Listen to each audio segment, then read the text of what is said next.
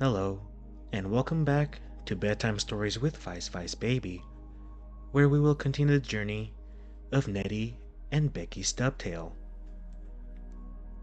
Story 3: Neddie and the Bee's Nest. One day, when Neddie and Beckie Stubtail, the little boy and girl bears, started for school, Uncle Wigwag, the funny old bear gentleman, who, with Mr. Whitewash, the polar bear, was building a sitting room on the cave house out of a hollow tree log, said, "Neddie, when you come back from your lessons this afternoon, I shall have something for you to do." "All right," answered Neddie politely, as he stood up on his hind legs and reached for a bunch of grapes growing on a vine in the woods. "All right, Uncle Wigwag, do you want me to go after some blue paint to color a board pink?" And Neddie laughed. Uncle Wigwag laughed too, for you see, he was always playing jokes on Neddie and Beckie, and he remembered when he had sent the little bear boy for the wrong kind of paint. "No," answered the old gentleman bear, "nothing like that, Neddie. I just want to take you for a walk in the woods, and have you go see Uncle Wiggily Longears, the rabbit gentleman, with me. Uncle Wiggily is going to sell his automobile and buy a new car, so maybe he'll give us the old one." "Oh joy! I hope he does!" cried Neddie. "So do I!" exclaimed Beckie. Then she and her brother went to school and learned their lessons, such as how to make beds in hollow stumps, and how to scratch their letters on the white bark of a birch tree, and how to keep out of danger traps, and all things like that. And all the while Neddie was wondering whether or not Uncle Wiggily would give them his old automobile. "If he does," thought the little bear boy, "we can have lots of fun. It will be better than sliding downhill or eating ice cream cones." Well, after a while, school was out, and the blackboards could take a rest, and pieces of chalk could lie down on the back of the erasers and go to sleep. Out trooped the animal children. "Come on, Neddie," cried Joey Cat, the kitten boy. "Let's have a game of tag." "Or run a race," added Tommy Cat. "No, I have to go home," said Neddie. "My uncle is going to take me with him." So he did not stop to play, but hurried on. Beckie, however, played with the kitty cat and with Susie Littletail, the rabbit girl, and Alice and Lulu Wibblewobble, the duck girls. "Well, here I am, Uncle Wigwag," at last called Neddie as he ran up to the old bear gentleman. "Come on." "Just a minute, Neddie. Sit down on this board while I saw it in two, will you? I want it for the front steps," said Uncle Wigwag. So Neddie, thinking nothing wrong, sat down on the board, which was placed between two stumps, resting on them. And no sooner had Neddie seated himself than crack went the board, breaking right in the middle, and down Neddie went.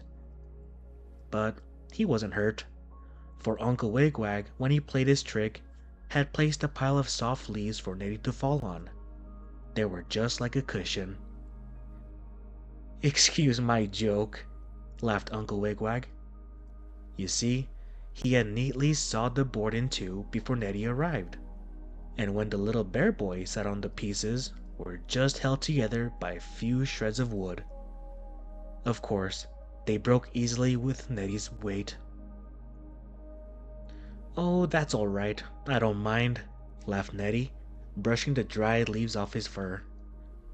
"You must have your joke, I suppose, Uncle Wigwag?" "Indeed I must," answered the old gentleman bear. "But here is a penny for you to buy a lollipop, because you took my trick so good-naturedly." Then Uncle Wigwag, shaking his head, set off through the woods with Neddie to the house of Uncle Wiggily the rabbit gentleman, to ask for the old auto. Ah, let me see, exclaimed Uncle Wiggily, when Uncle Wigwag had asked him. My old auto, eh? Well, I will think about it. Sit down, Mr. Wigwag, and I'll consider it. And may I go off to buy a lollipop? Asked Neddie, hoping that by the time he came back, Uncle Wiggily would have given Uncle Wigwag the old auto. Yes, toddle off, exclaimed Uncle Wigwag. So, Neddie toddled off. On and on he went through the woods, and pretty soon he came to a tree on the side of which he saw something sticky. A number of flies were buzzing around it, and at first Neddie thought it was fly paper. But when he went closer, he smelled something sweet, and putting the tip of his paw on it, and then putting his paw in his mouth, Neddie found the sticky stuff on the tree was honey, just as you wet the tip of your finger when you want to see whether it is sugar or salt in the pepper dish. Aha! Honey! Cried Neddie. I just love honey. It is better than lollipops. He put his red tongue on the sticky stuff and licked off all he could reach. Then he stretched up his paws and get more. Finally, he could reach up no farther. But he looked up and he saw a big black lump high in the tree. And Neddie said to himself, that must be where the most honey is. I'll climb up and get some, and take some home to Mama and Beckie. Now, Neddie could climb a tree very well. All bears can, even little baby ones, for they have sharp claws for that very thing. So, Neddie got ready to climb, and before doing so, he sang this little song. Honey, honey in a tree, some for you and some for me. Oh, how I do love sweet honey. I can get this without money. Then, Neddie began to climb. Higher and higher he went in the tree, and as he went up, he could smell the sweet honey more and more, and his mouth fairly watered for it. Neddie did not stop to think that the honey was not his, and he thought of how good it would taste, and how much he wanted it. Nor did he stop to ask himself what that funny buzzing sound was that seemed to come from inside the tree. Oh, you honey, gaily cried Neddie as he climbed higher. Finally, he got to the big black lump, and surely enough, it was a pile of honeycomb, the little holes being all filled with sweet sticky stuff. Oh, this beats lollipops, cried Neddie. It is better even than automobiles. Neddie reached out his paws into the middle of the black mass and scooped out a lot of honey. He put it in his mouth and began to chew on it. It was so good that he had to shut his eyes. Oh, yum, yum, cried Neddie. Now, if he had had his eyes open, Neddie might have seen a lot of bees flying out of the hollow honey tree. But he did not look. He was thinking too much of the sweet stuff.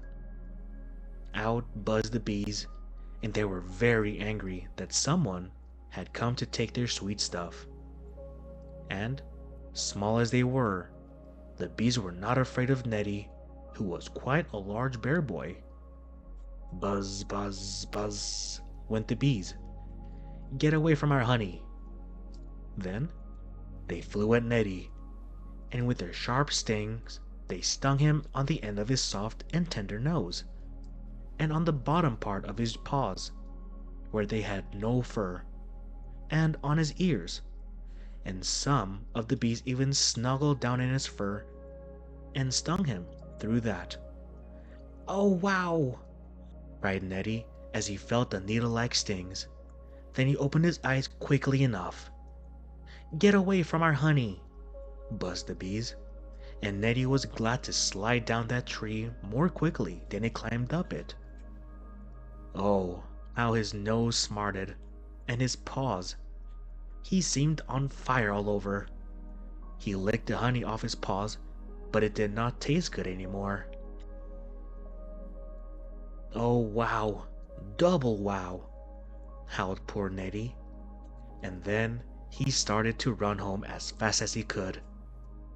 And on the way, he met Uncle Wigwag, who soon knew what the matter was. "Some cool, wet mud on your nose will stop the pain," said the bear gentleman.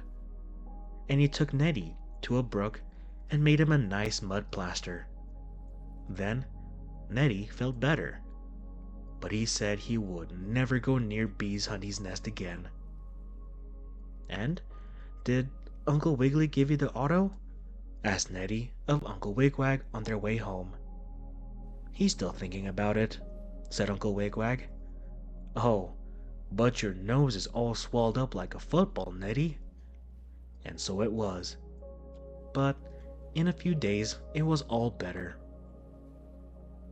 And in the story after this, if the horseradish doesn't run away with the spoon holder and scare the knives and forks off the sideboard, I'll tell you about Beckie and the grapes.